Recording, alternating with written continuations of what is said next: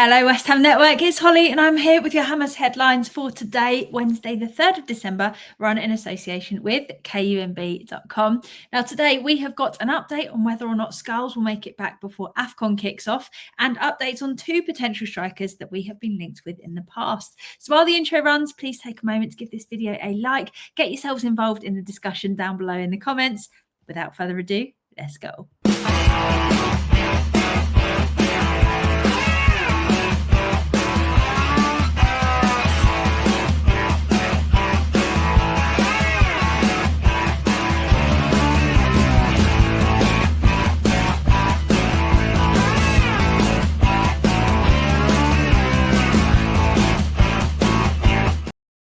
West Ham Network, for your first story today, Nuno has given an update that Ollie Scarles has returned to no contact training following on from his injury, giving us an idea of his potential return date.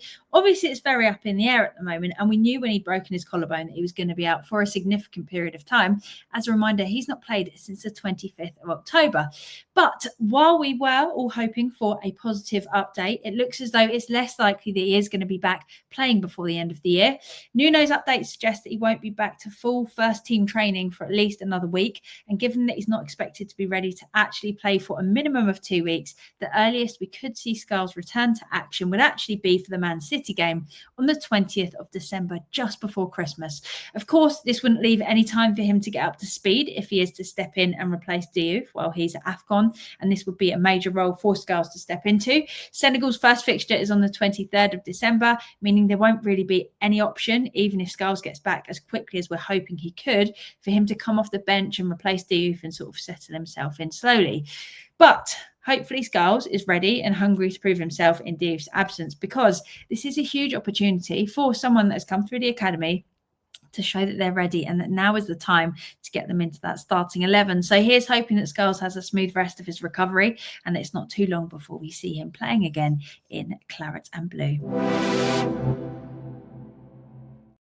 Now, for your second story, potential striker option, Santiago Gimenez, who once had an incredible record that we were all so excited about in the transfer window, but he hasn't quite performed to the same standard at AC Milan, has been linked and unlinked in the last 24 hours. It's been a bit of a roller coaster relating to whether or not he could actually come to West Ham should we put a serious offer in January. So first, reports from Milan News 24 stated that it was all over in terms of us pursuing any bid for Santiago Gimenez, as Sunderland had offered what they called a monster offer, meaning an agreement with the player was virtually done. However, Fabrizio Romano then came out and said that he has heard otherwise, with there being some contact, but Sunderland giving a firm no when asked whether the player would be signing, because apparently Sunderland have other plans. Then there was confirmation by Gimenez's agent, Rafaela Pimenta, but it's not the ideal update because it also means we probably can't sign him either. So his agent essentially went on to kill any hopes of us signing him, saying, if the Premier League wants him, I'm not surprised they want him. It seems normal to him that 1, 2 or 3 clubs are interested, but the idea of him leaving Milan doesn't exist.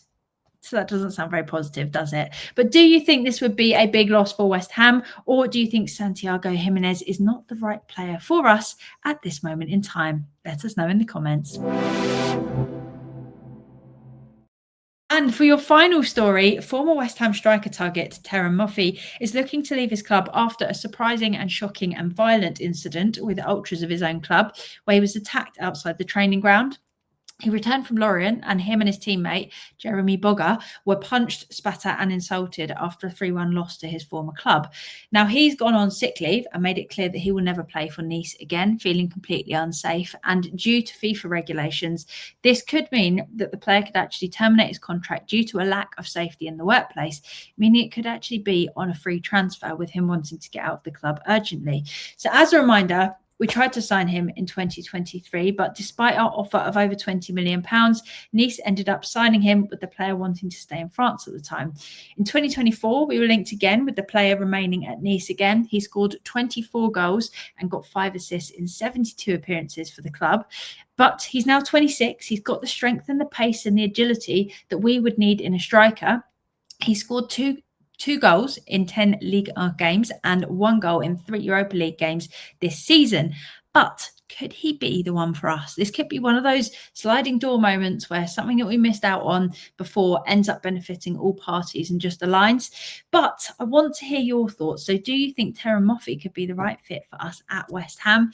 If so, this could be one that's interesting to keep an eye out in the coming weeks, because I'm sure there'll be some movement there with him urgently wanting to leave the club, his club needing to potentially make money if he doesn't go on a free, and us obviously needing a striker, and him being someone that we've been interested in the past.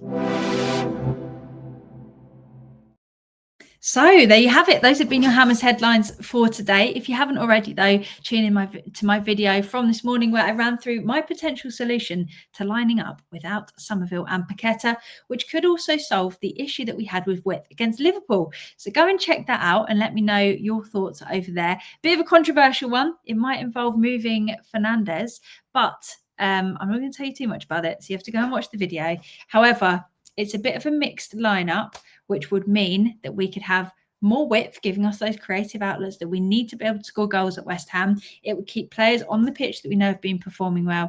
And it would mean that hopefully we can overcome what we're missing with Summerville not being available. And it means that we have a solution without Paqueta. So go and check that video out as well and let me know what you think over there.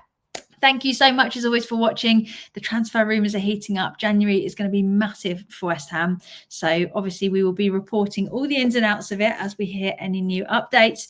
Hopefully Scarles can come back and be fit before long. AFCON obviously kicking off soon is going to bring us some new challenges with us having to practice some of that squad rotation, which is a concern because at the moment, as we know, when we take players off, typically we've got weaker players on the bench. So there's nothing we can do tactically to really adjust. However, I'm hoping that players like Scarles can get back from injury and then prove to us what they can actually give and what they can bring and why they deserve a place in the starting 11.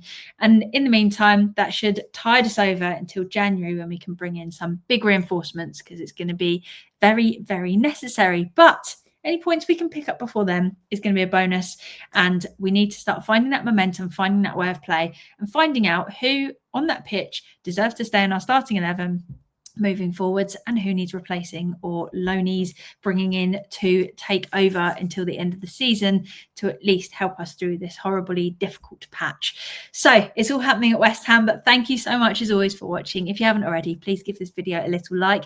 Head down to the comment section. We want to make it really nice and interactive. So have a conversation, hit the thumbs up on the comments you agree with, reply to someone. And if you haven't already, make sure you subscribe to West Ham Network so you never have to miss an update.